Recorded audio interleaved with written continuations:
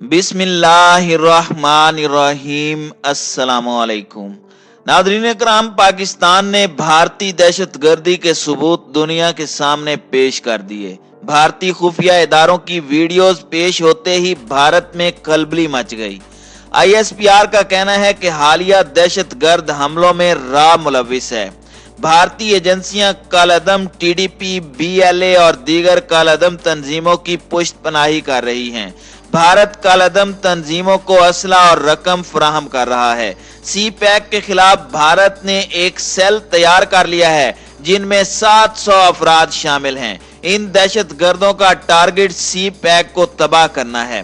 भारत ने हाल ही में 30 दहशतगर्द पाकिस्तान मुंतकिल कर दिए हैं। पाकिस्तान के सबूतों के जवाब में भारत में हलचल, बड़ी जंग की धमकियां दी जाने लगी।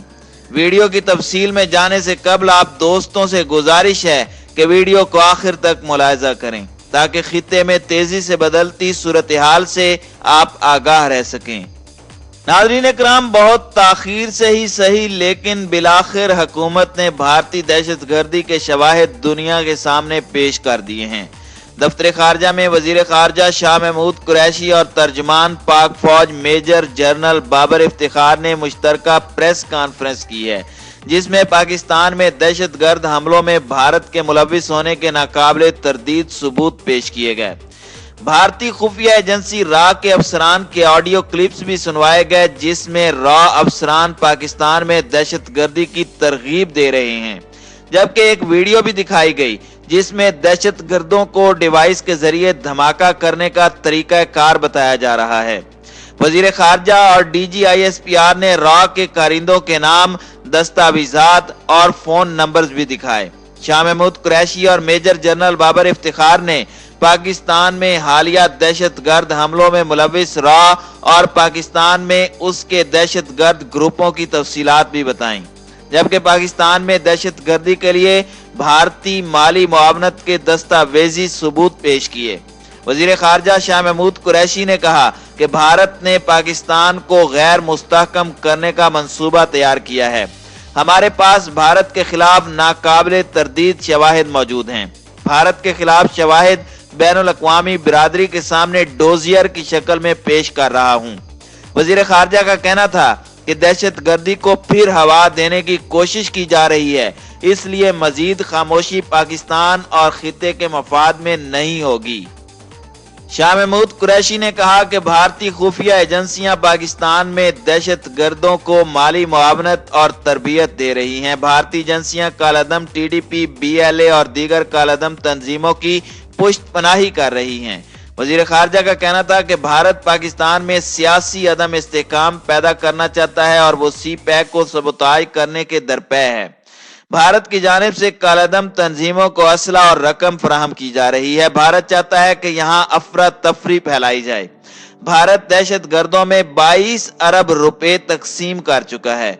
उन्होंने कहा कि मुसद्दका इत्तलाआत हैं कि भारत में वजीर आजम की सरबराही में CPAC मुखालिफ सेल बनाया गया है। इस सेल को इत्तलाआत के मुताबिक 80 अरब रुपए दिए जा चुके हैं, जबकि 700 अफराद की मलेशिया बनाई गई है जिसका हदफ CPAC मंसूबों को निशाना बनाना है। लेकिन हिंदुस्तान को मैं बताना चाहता हूं कि पाकिस्तान तैयार है। शाह महमूद कुरैशी ने कहा कि भारत आजाद कश्मीर और गिलगित बल्तिस्तान में शोरिश बर्पा करना चाहता है। इत्तलाआत हैं कि उसने वहां कौम परस्ती को हवा देने की कोशिश की। भारत ने इलेक्शन से पहले भी ये कोशिश की और इलेक्शन के बाद भी वो ऐसा ही इरादा रखता है। अगस्त 2020 में भारत ने TDP और दीगर कालादम तंजीमों को इकट्ठा करने की कोशिशें की।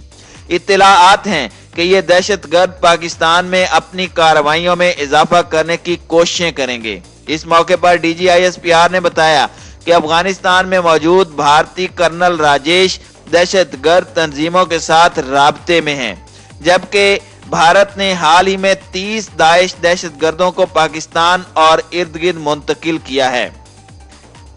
तर्जुमान पाक फौज का कहना था कि भारतीय एजेंसी रा अपने फ्रंट मैन को तीसरे ममालिक के जरिए फंडिंग देती है। भारत से दहशतगर्दी के लिए अफगानिस्तान रुकूम भेजी गई।